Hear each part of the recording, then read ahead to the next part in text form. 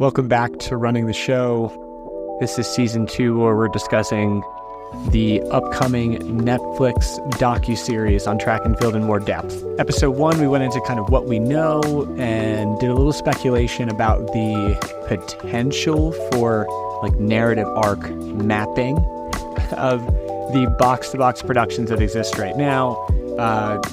Drive to Survive, Full Swing, Breakpoint, and Tour de France Unchained, and seeing how that maps on the track and field, where it does, where it doesn't.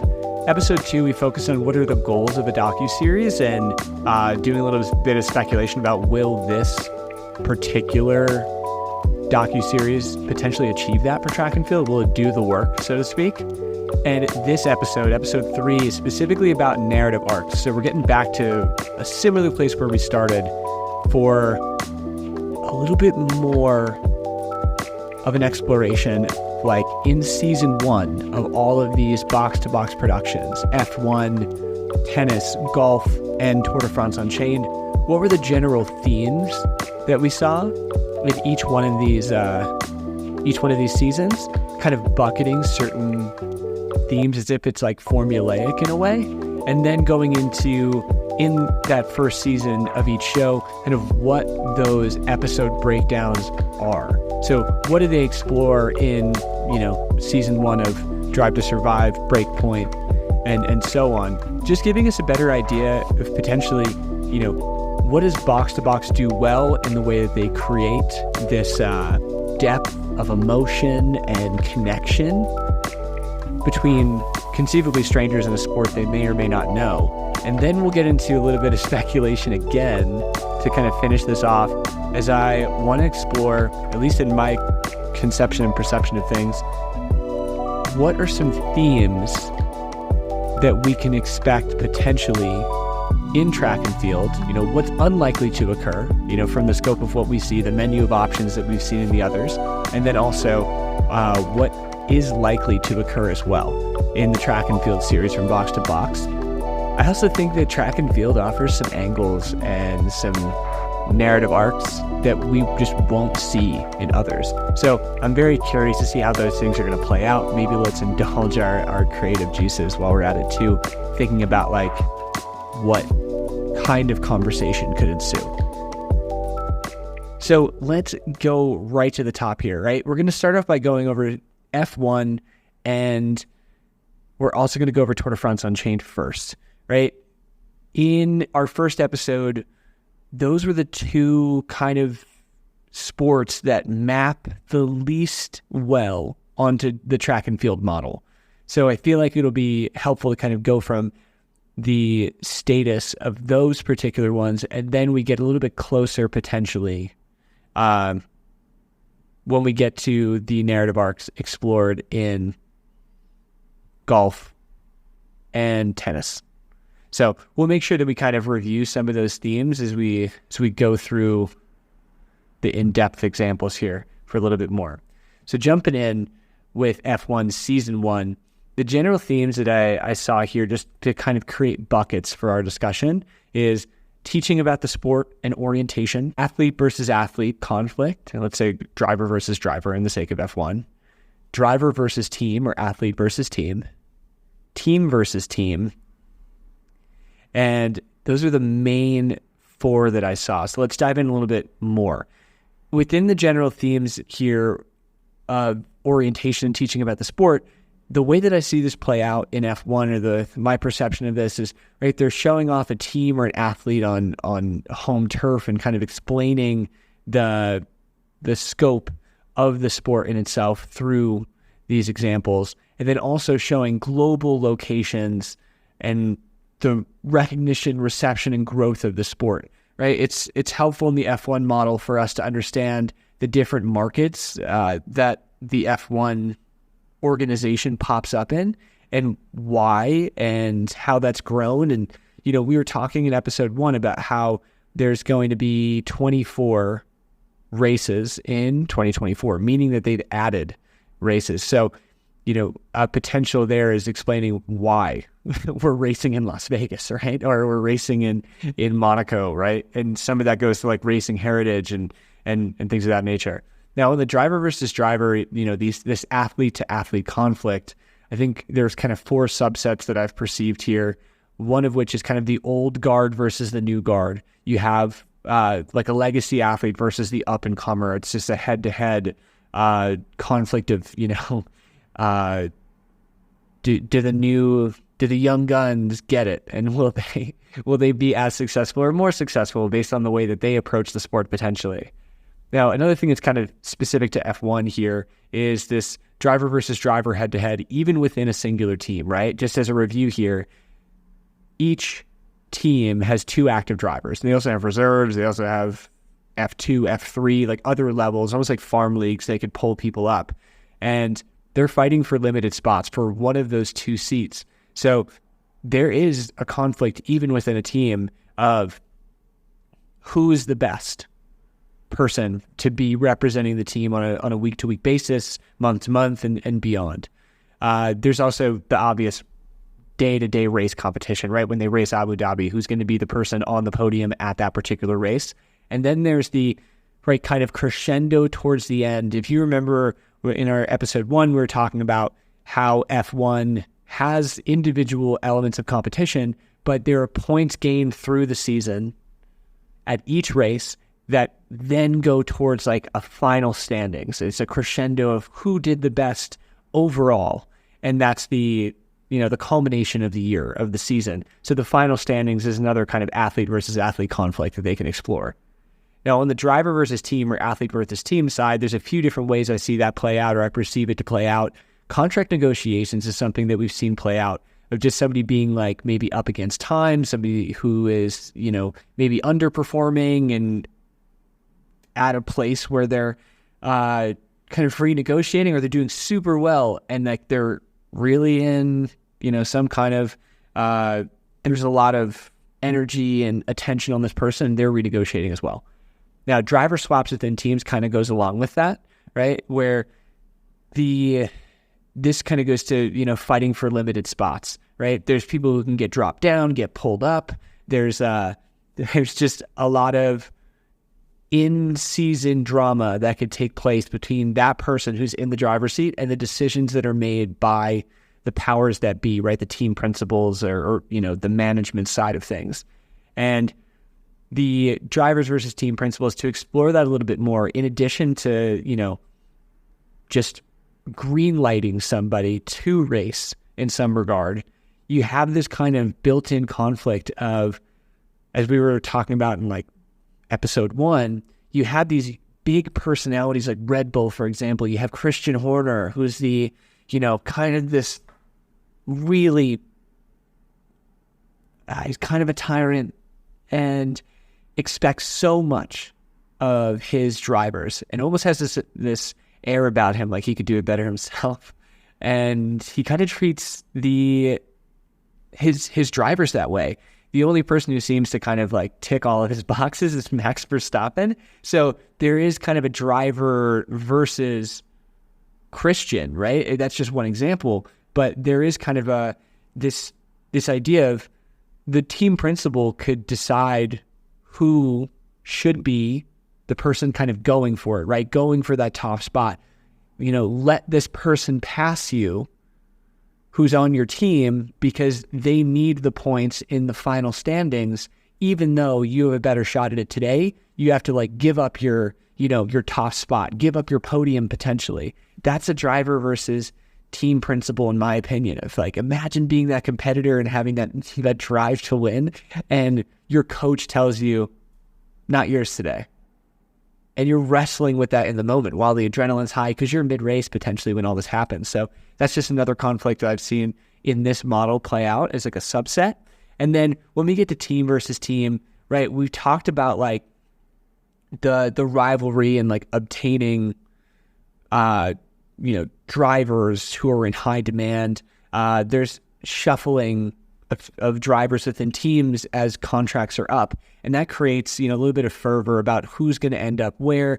The teams are all kind of making back alley deals and not talking about where people are going to land, which is super interesting. But some other ones that are a little bit, specific to F1 as well include like rivalry and car similarity. I've seen some storylines play out where it looks like somebody's borrowed designs of a previously successful version of whatever car. And that's just something that like is foreign to me as a sports fan, not necessarily familiar with F1, seeing that kind of team versus team play out. And there's regulatory affairs involved with this.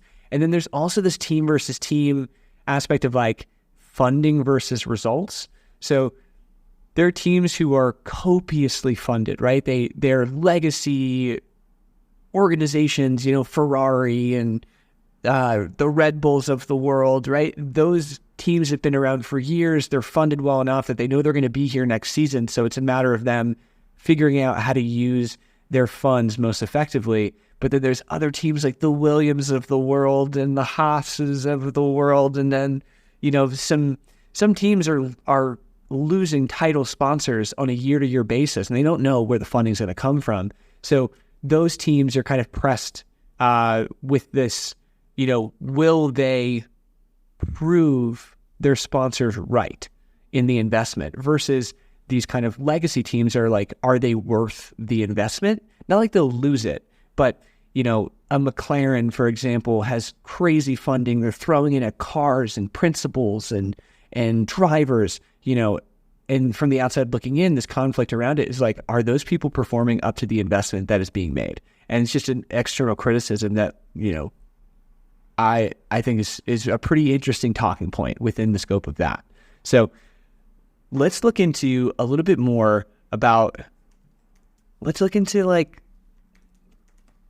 the episode to episode explanation or like deep dive of the conflicts in general here, right? So let's look into season 1, for example. I'm just going to pick up where we left off here. All right. So we see in episode 1, season 1 of Drive to Survive, that orientation side of things, right? This is an opportunity for, while they're kicking off the season and taking you to the first Grand Prix of the season, they're explaining how this works. They're explaining how the point system works. They're explaining about the laps. They're explaining about practice versus qualifying versus competition itself. And they're giving you this lay of the land that as a new person or a new fan, you are getting brought up to speed rather quickly. You're drinking from the fire hose. And for someone who's more familiar with the sport, I'm sure this is really like just rudimentary information that you've known for years. But I imagine you're looking at this with a scrutinizing eye, saying like, are they going to explain these nuances that are important to me as a fan in the scope of how I think they should be laid out?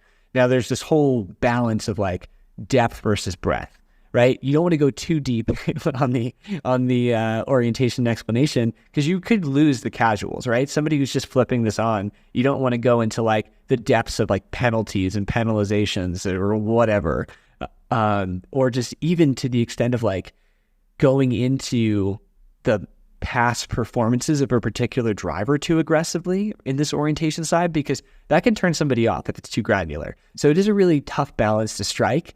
But that's how they open it up, and it's a great way for people to approach it in an intentional way. Now, going into episode 2, this is where we start seeing this old guard versus new guard, athlete versus athlete conflict play out, right? It's the King of Spain. They bring out the old guard, the legend, Fernando Alonso, talking about, his approach to the sport, his legendary performance where he's jumped around and made impacts, and then the new Spanish driver on the grid, so to speak, Carlos Sainz Jr., and how they have kind of a different approach and where they're similar. So this is in this compare and contrast relationship across this second episode, they kind of build, I wouldn't say a rivalry, but they build a juxtaposition that I think is helpful for people to approach the personalities on the grid, to recognize, let's say, a little bit more depth about people for sure, but also the depth of experiences that are brought to the grid. It's not like everybody has the exact same upbringing. I would say it's very similar in terms of how people approach, F1 racing, but there are nuances that you can appreciate along the way. Now, on the side of, episode 3, getting into it, right, we do a little bit more of a deep dive in one particular athlete, Daniel Ricciardo. They're still talking about him in the context of performing in a week-over-week basis, but there's this contract negotiation conversation. It's signing to a team and what the perspective is from the team about this driver who isn't necessarily hitting the mark in this way. So it is that conversation about kind of team versus driver, and it goes both ways, right? Because in the same way that a team is assessing a driver like Daniel Ricciardo, who might not be performing up to the standards that they want, it's also about the environment they create for the driver as well. So it kind of humanizes the driver experience in a way that almost like nothing is secure. It's this kind of push and pull, a very unknown factor that people have potentially on a year-to-year basis as a driver, which is interesting. Now, sticking with that, Daniel Ricciardo Red Bull theme, they move into episode 4 in a team versus team conflict, specifically Red Bull and Renault. They start building out, this is just a flat-out rivalry in the way they put this together. They refer to it as a troubled relationship. They talk about how there's technology in the cars that are shared, but the team principals hate each other. They want the same drivers. They have opinions about how the other one does business and conducts himself, and, even the way they speak and act in press conferences. It's just an old-fashioned rivalry, one that we might not know if we watch pure competition. So this is a behind the scenes, week to week drama, if you will. And we see it play out through, the athlete experience and the team versus athlete experience as well. So it is complex in the way they're building that out. Now, moving on from there, right? I know I mentioned this before in the team versus team perspective, the funding versus results. I mentioned McLaren. That's exactly what they do in episode 5. They're talking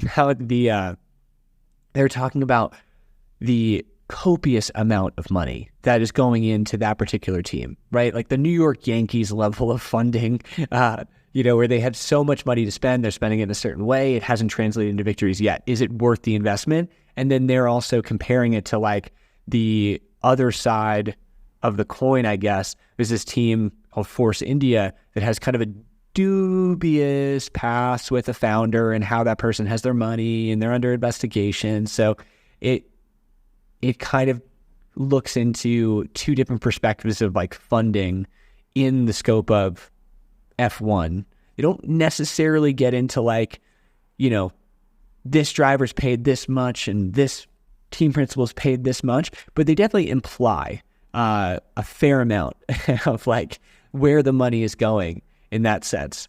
So moving on from that on the like episode 6 side, right, coming off of that like team versus funding storyline, they kind of stay with the team, with one of the teams that's explained in the previous episode, right? They're still going through the competition on a week-to-week basis or, schedule-to-schedule basis here. But in this one, they profile some drivers on one of the teams that isn't necessarily funded as well and get a bit more understanding of like the athlete side of that lack of security, if you will. So they kind of build the depth of that conflict with a driver side focus or an athlete side focus there.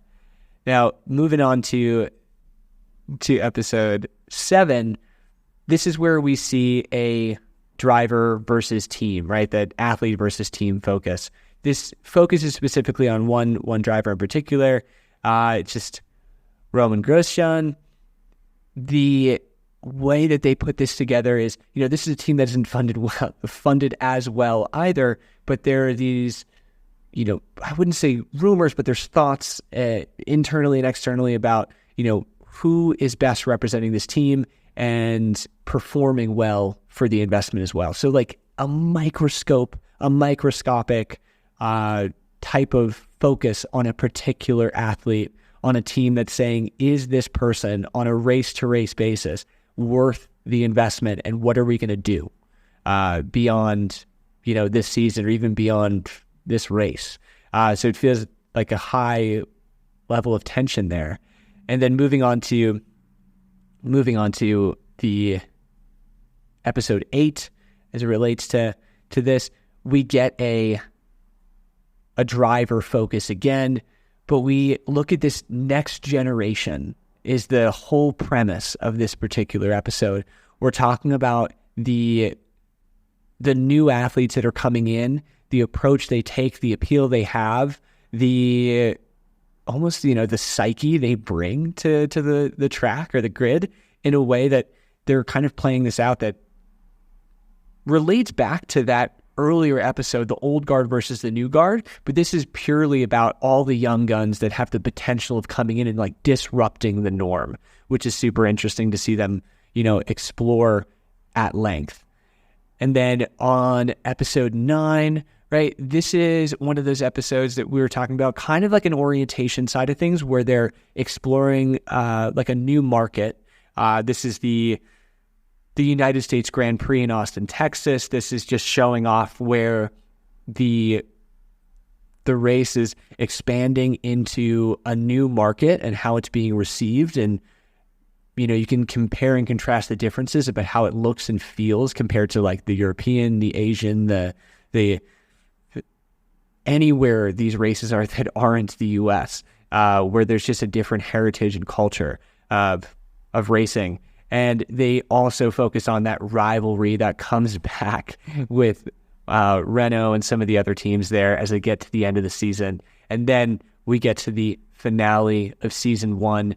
Episode 10 is the final race of the year, and it focuses on the championships and the winners, right? It's that team versus team utter performance, who ended up on top in that table, who got those points through the season that led them to these results, and they kind of tie a bow on it so you understand that this is the true end to the competition in itself, which is pretty cool. So they cover so much in a singular season, and I think the reason why it's important to focus on season 1 of all of these particular seasons that Box to Box has produced is this is the biggest barrier to entry, in my opinion, right? If you go into season 2, season 3, season 4, the orientation style episodes get a little bit more specific potentially because you don't need to necessarily bring people along from the beginning. You don't necessarily need to explain a point system. You don't need to explain the depth of of like the race schedule or, that there's 2 drivers that are active for 10 teams, right? You can kind of move on from it. So in kind of extrapolating this towards track and field, that first season of track and field is going to have to do a little bit of explaining and a little bit of an orientation. So that's why we're doing these kind of season 1 deep dives here. Now, next we're going to go to Tour de France Unchained. This is season 1. Let's talk about general themes first, then we'll get into episode breakdowns.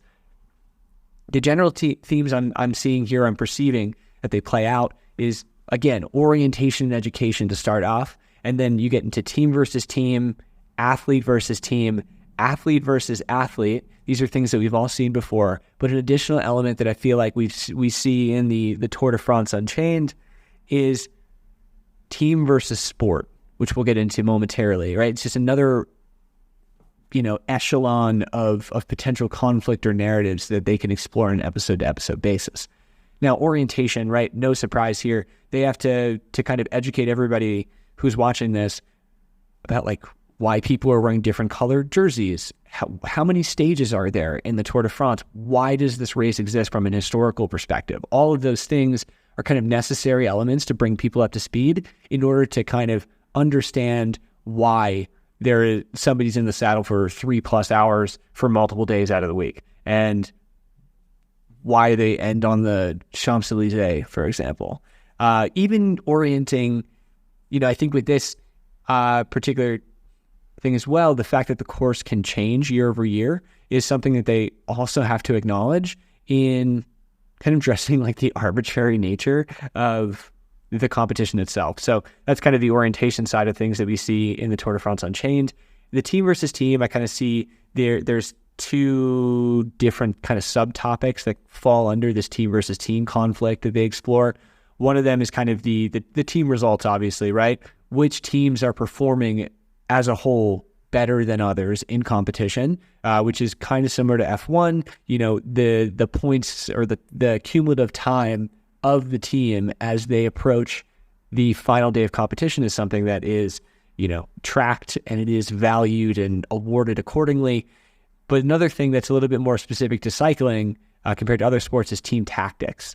And they explore the team versus team side of cycling that some people might not be familiar with. Somebody who's played team sports. I've never looked at cycling before getting into this a little bit more. I've never looked at cycling as something that could be a team sport other than encouraging your fellow athlete or training with your fellow athlete who's wearing the same jersey and we're going to do this together.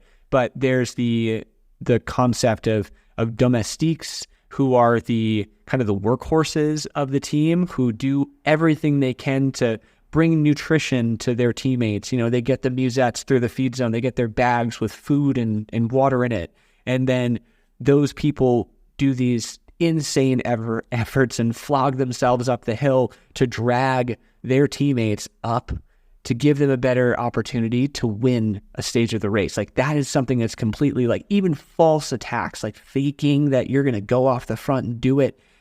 All of those things are kind of nuanced to cycling in a way that it is a very interesting side and a point of education, if you will, that relates to cycling in particular. Now, on the athlete versus team side, right, just kind of alluded to this, one of the subsets is who the team bets on.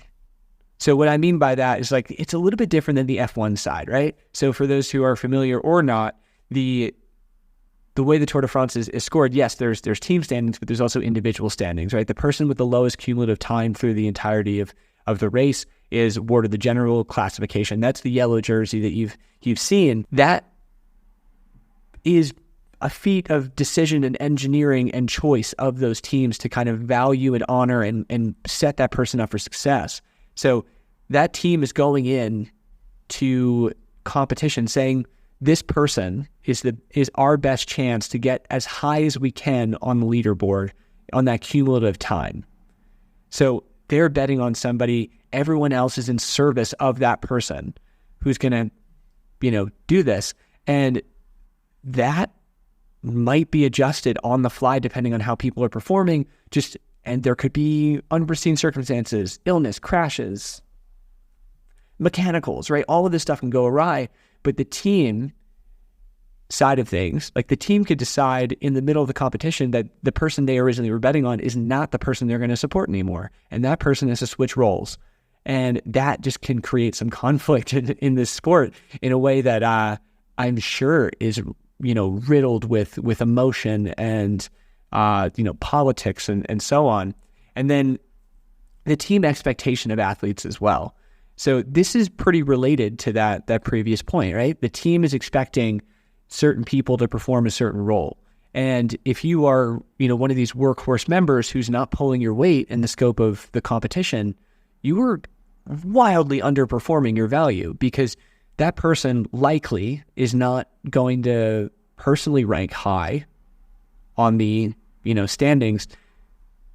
And if they're not able to help their teammates, that severely impacts the team's perception of that person's value as a whole. And it might actually, in some cases, if that person's really off the back and not doing well, they might cut support for that person because it's not worth it in their mind. So another point of conflict that can come up with that athlete versus their team.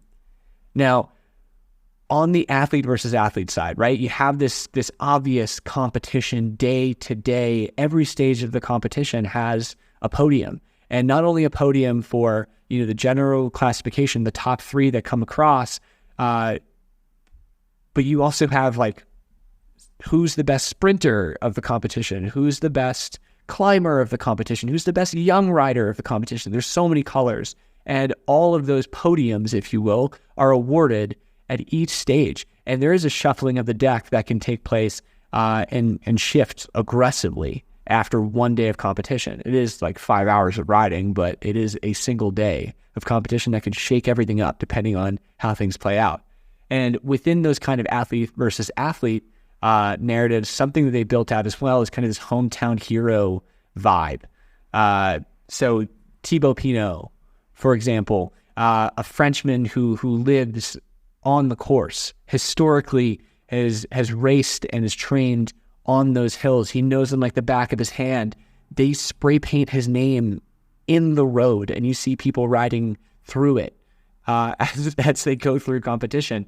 This hometown hero kind of athlete versus athlete perspective is like, who's going to beat this guy on his home turf is just something that is interesting in the scope of the athlete versus athlete conflict, because it doesn't necessarily imply that person, the hometown hero, is going to be like top of the podium or top of the standings, but they can inject a storyline about something like that, randomly in an episode. Now, on the team versus sport side, right, this is an element that I feel like is a little bit, let's say, more nuanced to this sport or this docuseries, cycling as a whole and teams that are kind of up against it. I would say that there are references to doping in cycling. I don't think it's a stretch of the imagination for anyone listening that Lance Armstrong was probably the first point of access for many to even understand the discussion around doping in cycling. And cycling has been under a lot of scrutiny ever since that moment, right? I think there's a lack of trust that some have in the sport as a whole. And when you look at these superhuman feats of what people are able to do in the scope of X amount of stages in a row, and the type of climbing and the type of mileage and time in the saddle these people are doing, I think this lack of trust of the sport and of the athletes is an additional hurdle and storyline that is explored in this. And there is a funding inadequacy, budget difference kind of aspect as well. And I think it can be illustrated really well in the polar opposite side of things. There is a team, Education First. They are known for their crazy jerseys. They're an American team. They're scrappy, and from the team principal, his opinion, Jonathan Butters, the way that he expresses what they do on the Tour de France is, he's like, we don't have any money to play with. He's like, we are a launch pad for young talent to become something, right, in this sport. And his argument here is like, we are here to perform as best we can to make our sponsors want to come back, right? Like they're performing to convince people to stay in a way. And that is a very fine line to dance on in the scope of a competition that happens once a year. And if we think of, if there's any potential opportunity for these contracts to be on a yearly basis, that's a very high stakes thing. So we see this play out where we see somebody performing well in, let's say, like the King of the Mountains side of things, right? Like the best climber in the Tour de France. There's somebody who's doing well for Education First. They drop everything and put everything into this person to be like, let's make sure this person is like on the podium as much as possible to make sure that all these sponsors are paying attention, because this team needs to exist next year. Like things like that are going through their minds versus on another side of the spectrum, you have a team like the Ineos Grenadiers. So apologies on my pronunciation, but the best way I could describe Ineos as a team is like a similar like New York Yankees vibe.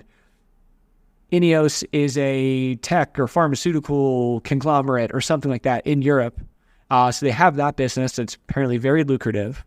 And the founder of that company, or somebody high up there, decided they wanted to create an automobile. So completely different vertical. They wanted to create an automobile, like a truck that was reminiscent of old school Land Rovers, like the vintage 1960s ones, and was like, I could do it better than other people. So he just personally started funding this project to create a vehicle, and I know it sounds like I'm going off on a tangent, but stay with me, funds this project to make this truck that's called the Ineos Grenadier or Grenadier. That person then decides to, in an effort to get marketing eyes and get attention on that truck, which is a side project, seemingly a passion project that will turn into a business at some point,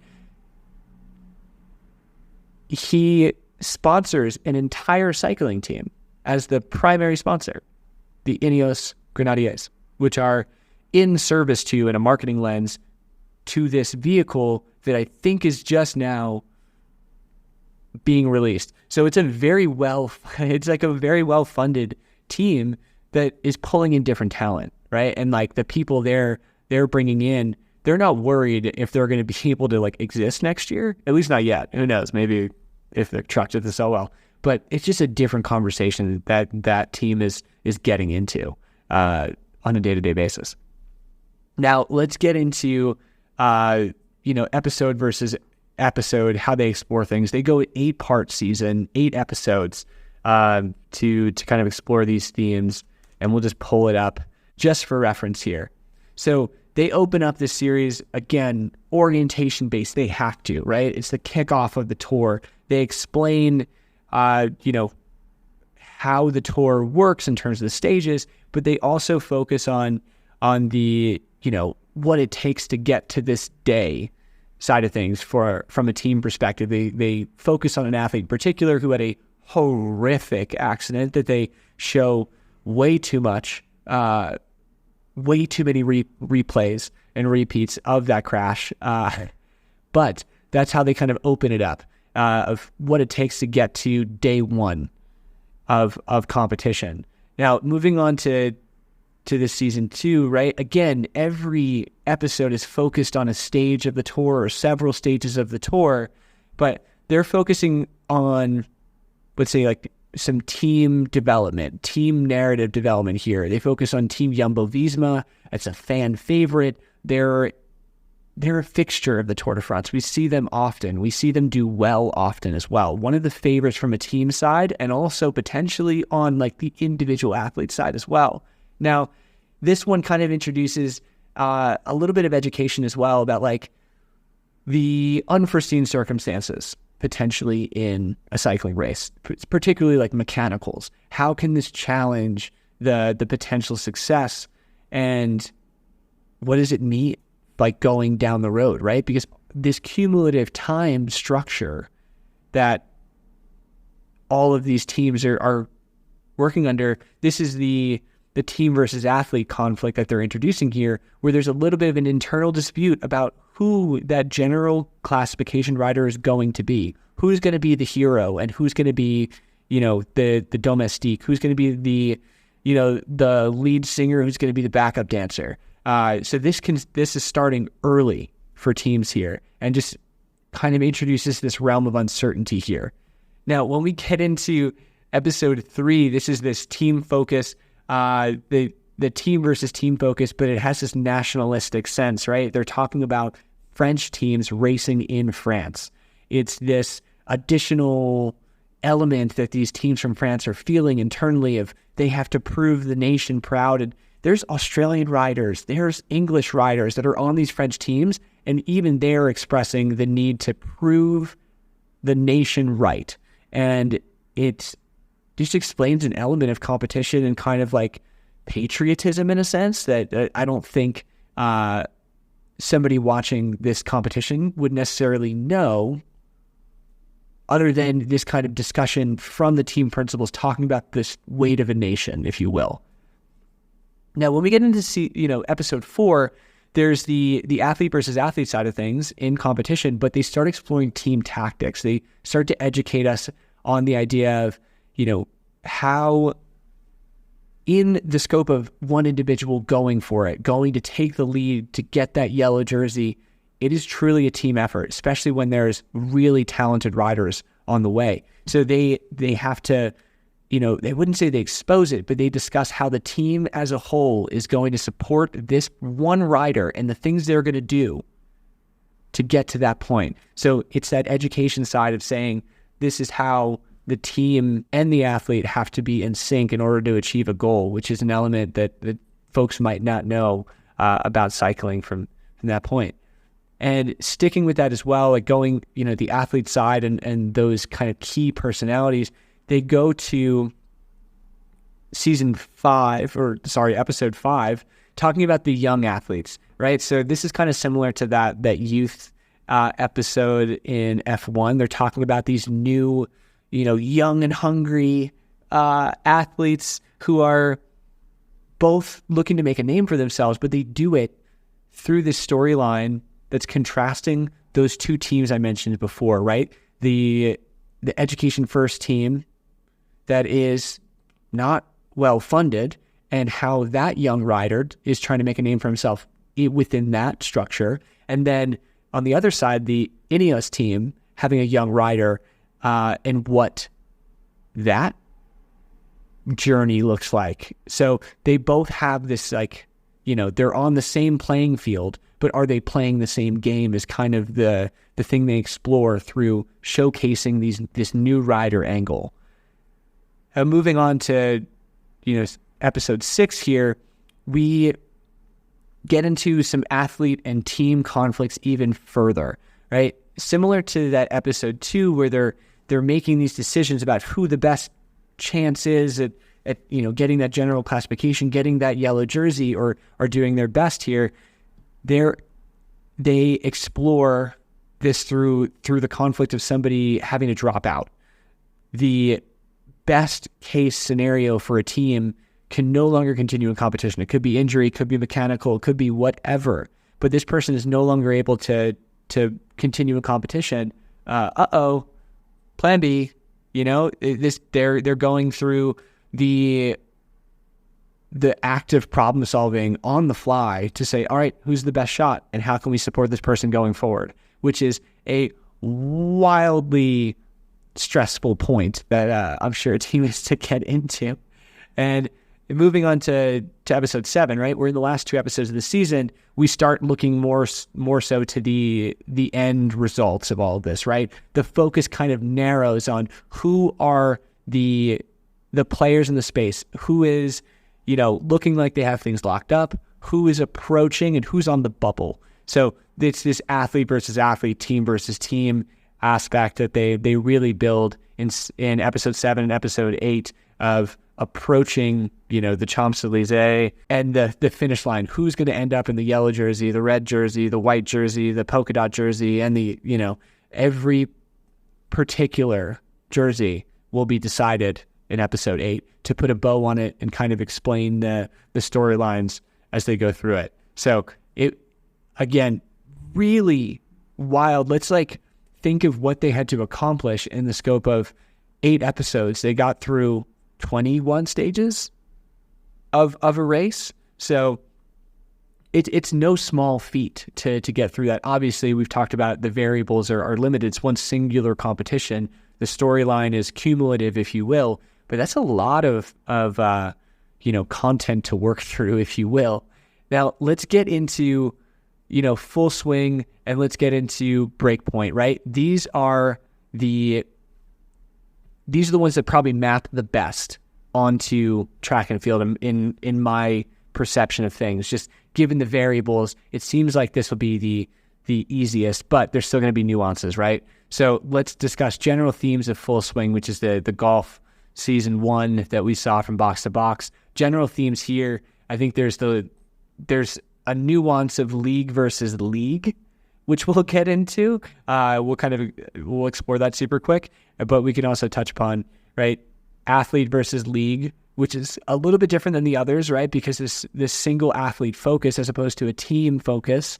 And then we have athlete versus athlete. And then another aspect we see on these is athlete versus self, in my opinion, as well. So looking at the league versus league, right, you have the LIV, league versus PGA.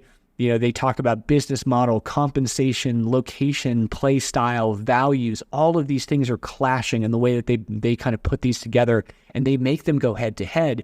They kind of pitch this conflict as kind of a good guy, bad guy, but also as an archaic old guard versus a new guard. LIV being the new one, thinking differently outside the box, thinking about viewership, and then the PGA being this is the way we do things, this is decorum, this is the way it's always been. So it is kind of it's a deep conflict that they pursue.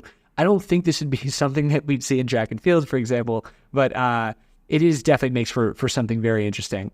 Now let's look into the athlete versus self. Another thing that's kind of nuanced that we haven't seen yet, right? Athlete versus self that we see play out, or that I perceive, is like the underdog story, right? We don't necessarily get this in F1 and in Tour de France Unchained, because the focus is a little bit it's more broad on team performance and the aspects that make an individual successful. But in full swing, it does kind of seem, or the way they play it out is, these athletes are responsible for themselves. And the underdog story of, let's say, Joel Dahmen, he's the guy that nobody expects to do whatever, or the golfer who's like the scrawny, he's very slight of form, and how he's going to go head to head or toe to toe with these, muscle-bound, larger than life figures who are just like objectively stronger and things of that nature, right? This underdog story is something they build out. Now, another thing they explore through this athletes are responsible for themselves kind of storyline is this, athlete fall from grace and redemption story, right? They talk about Brooks Koepka. What was this guy able to do back then? And he's been just not performing in a way that he could be proud of right now. And what is he doing to, on a day-to-day, a week-to-week basis to bring himself back? And it's not a clear trajectory to success. So we see this ups and downs in real time of this particular athlete's performance, which I think is something that we could potentially see in track and field. Now, athlete versus league here, another thing that feels, nuanced to these more individual athlete sports. We look at compensation and policy. This relates back to that LIV versus PGA side of things, right? So there is the compensation packages that people were being offered by LIV, just crazy money, stupid money, that people were either like looking to retire early or have the easiest year of their lives. They're making more in a year playing less often than they were making in their entire career leading up to that moment by going to the LIV league. And only certain people were getting that nod. The policy aspect of it as well is the PGA kind of biting back and saying, if you go do that, there will be consequences and you will not be able to play in the PGA. Now, there's been more news in that space that we don't need to touch on because it doesn't relate to this season one, but that pitting the league versus the athlete, this kind of forced loyalty and having to pick a side as an athlete of who you want to be associated with and all the politics of that is something that was very interesting to see play out here. Now, another thing that's a little bit more specific to golf here is the idea of making the cut, right? This is an athlete versus league thing, in my opinion, because in each one of these competitions, during the weekend of competition, you have to perform above a certain level, above half of the field in order to even play on like the big day of competition. And that's just something that's built into that style of competition. And it's kind of similar to qualification, you might say, in track and field, but it is something that's kind of nuanced to athlete versus the league and the way that they structure competition in particular. Now, the athlete versus athlete side of things, right? Obviously, there's the tournament competition generally, and that is something you see, episode over episode. But there's also these stories of like the differing perspectives and approaches to the game that different athletes produce. There's the lighthearted person. There's the person who treats it as a performance opportunity. The traditional capital A athlete approach versus the skill player, right? These are all different things. They pit these different styles against each other for you to have these like emotional experiences to feel more aligned potentially with one of these ideologies or another. You have these, childhood rivalry stories, these friends that are now duking it out in these juxtapositions as well. And then also this story of like, who's a rookie looking for a win, who's trying to make a name for themselves and kind of unseat one of these legends too. So those are some interesting things that we play out. Now, in the interest of time, we could just go to the general themes that we see in Breakpoint. I think this is interesting just to look at the general themes that we see in another individual athlete approach and see how that might map over. So we see the general themes, in my opinion, here of athlete versus league. Again, we see athlete versus athlete, and we see athlete versus self. Those feel like the main themes that we get to explore in Breakpoint.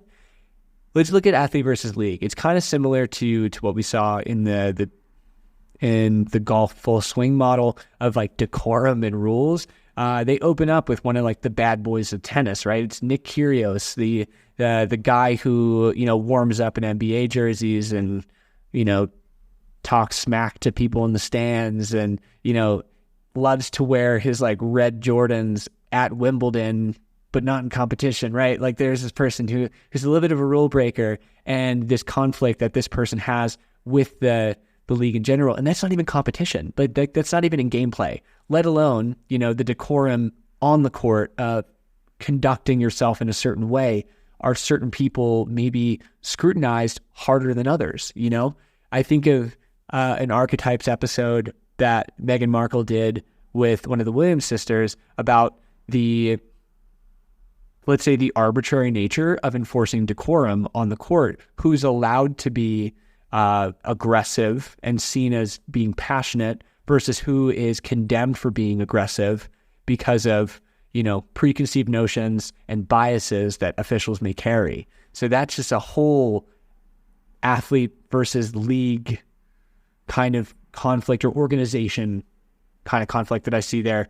Now, on the athlete versus athlete side, this is going to be very similar to the golf side, right? We have our young guns versus the vets, right? Who's the new person that's going to unseat the who's going to be the challenger? Who's going to make this competition be turned on its head because of their athleticism, their cunning, or is just the wise veteran able to outsmart everybody, or just have a level of skill that just can't be touched. So that's something we see play out, episode over episode, and potentially.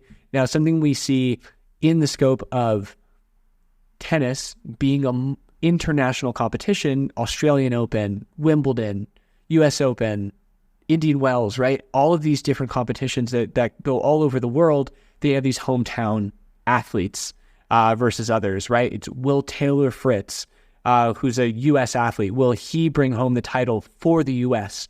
Will Francis Tiafoe win the U.S. Open as an American athlete? Will Nick Kyrgios do it for Australia, right? So all of those individual storylines are present. This national pride thing is played against others. It's like a Detroit versus everybody thing when they're playing there. And then the different styles of play, right? We discussed in episode one of the elements that they can introduce in tennis, which is nuance to it, is different surfaces, right? There's clay versus grass versus hard court. And there are certain people who are just dominant on certain surfaces. So even the different styles of play that are being pitted against each other on a different different court is an area that they get to explore on a episode to episode basis, which is super interesting. Like, arguably even more than if you're just watching the competition itself. If I'm just watching Wimbledon, I can clearly see that somebody is playing better than another person based on score, based on, perceived dominance here. But being able to kind of fall in love and fall deeper into understanding with these storylines and athlete development, I know going into Wimbledon that one person is probably going to be the better athlete because it's been explained to me in more depth going into Wimbledon. So I know that this is the person to watch out for, even though they haven't been necessarily like the one to watch. And they're, facing something on a hot streak, which is super interesting. Now, something that's also introduced here, right? Athlete versus self that they do in Breakpoint. We get to see the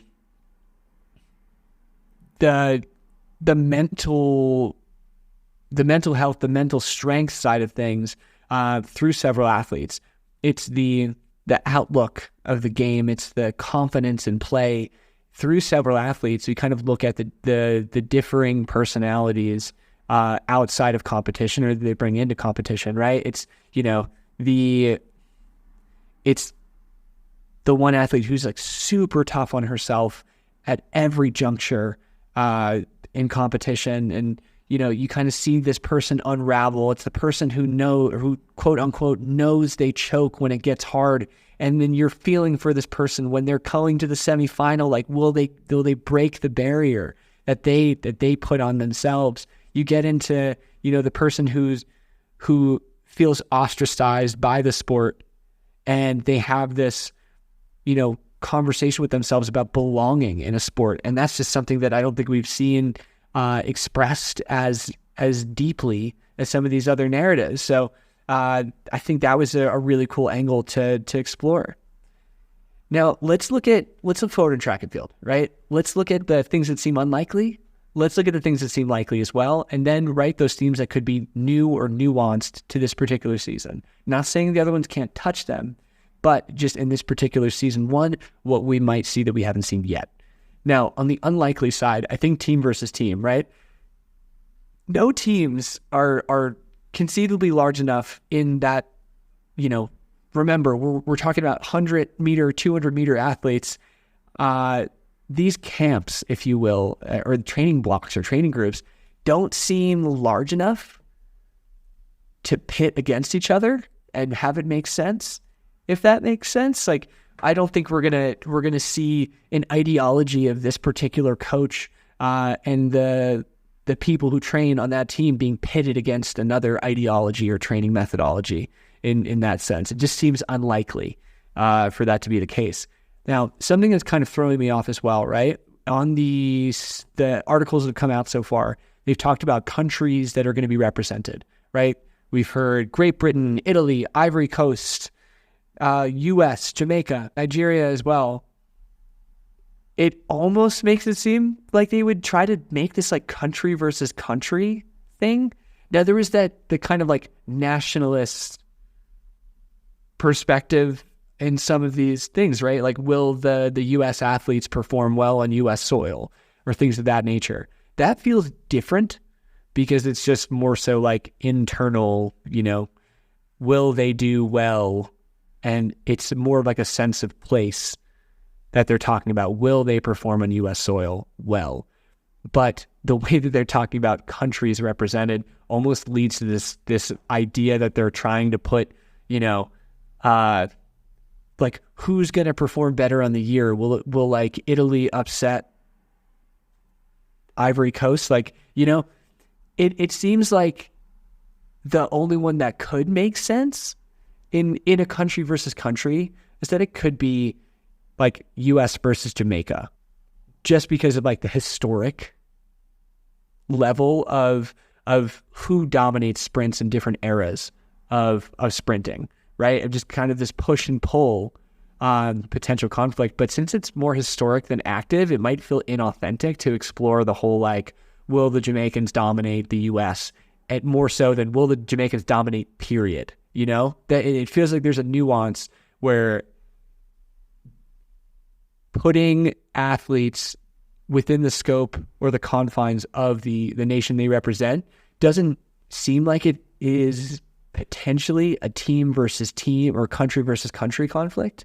If it's focused on like, will the US as a whole perform well? And how is that program doing, period?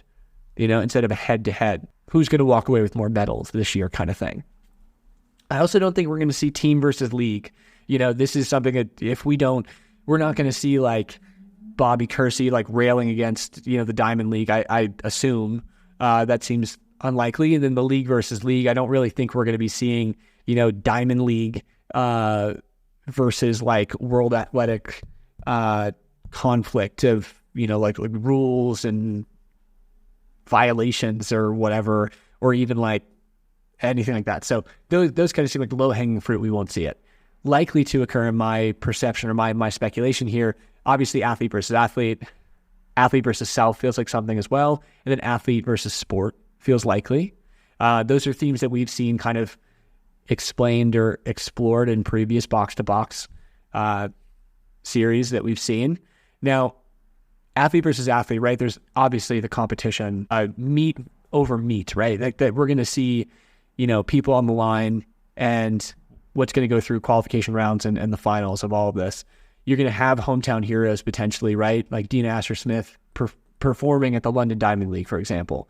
You're going to have underdogs versus legends, right? It's the person who's upsetting the field and ran this time that no one thought, breakout performance like that. That's going to be something there. Like Marcel Jacobs from Italy being like somebody who was not necessarily in the conversation, showing off that, he can bring home a title is something I'm sure that we'll see explored. And then the old guard versus new guard, right? It's the new athletes that are coming up. It's the Noah Lyles who are doing, fit picks, walking out of the tunnel like an NBA game, right? Like, what is he wearing going into the arena? Then what is he going to wear like on the track itself? And the social media presence. And I hope they'll explore when I hope they explore when he was talking.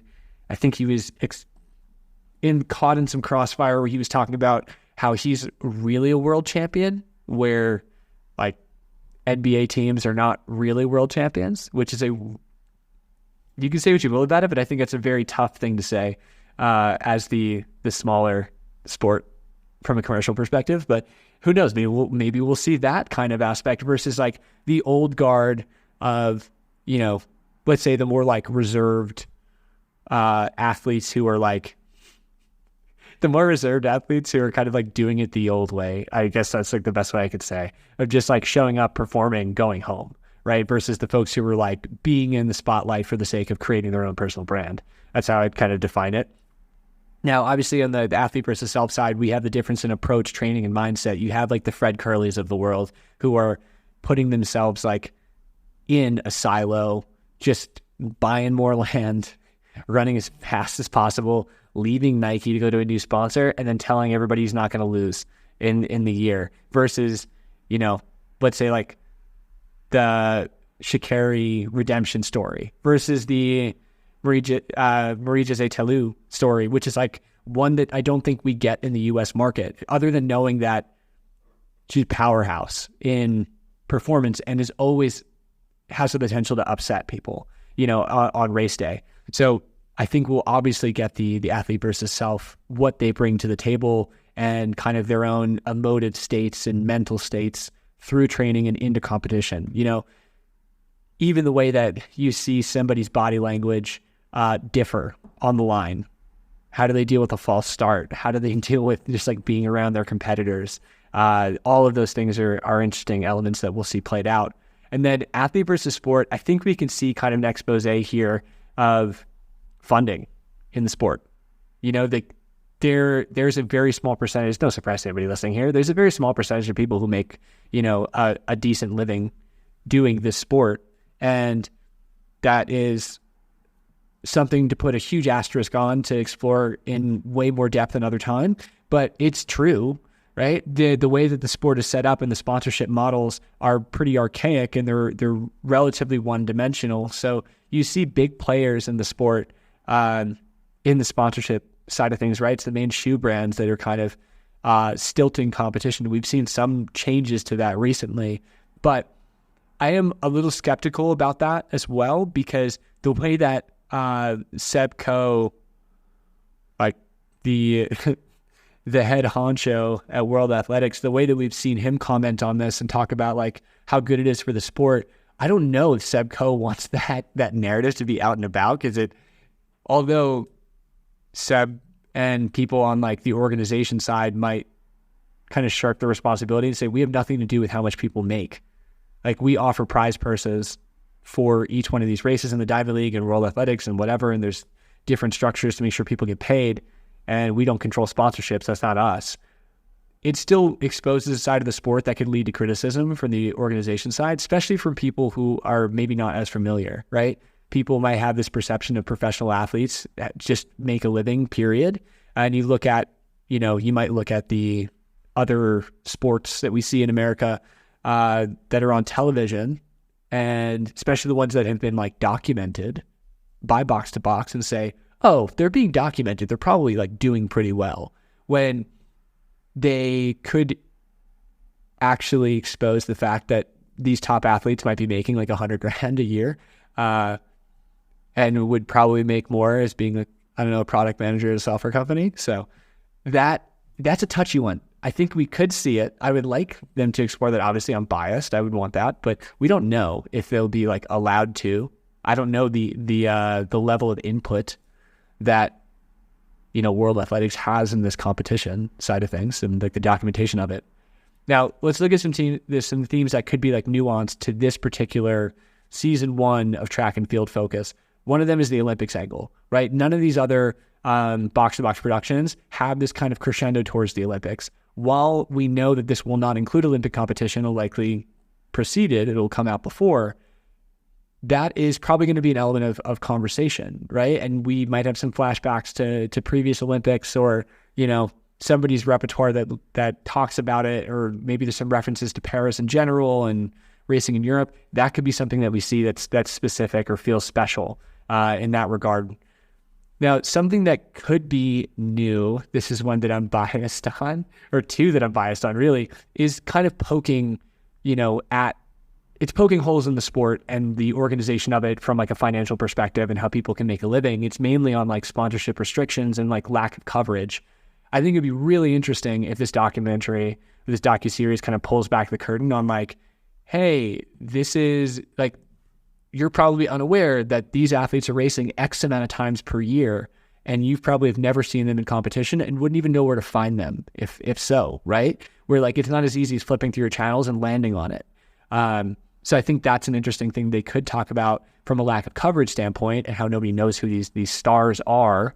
It would be kind of meta and self-referential if that was the case, but I think it's an important nuance of track and field that I think would be a great topic of conversation, and athletes are probably very, very inclined to speak about that in some way, right? Of course they want to be more in the public eye. It makes everything better in their mind, I imagine, as long as they're able to maintain some semblance of privacy. And then sponsorship restrictions, I think, are also interesting too. It could make, the organizations look bad, but seeing how, right, let's say the F1 model, right? These guys have the sponsorships all over their bodies and all over the car too.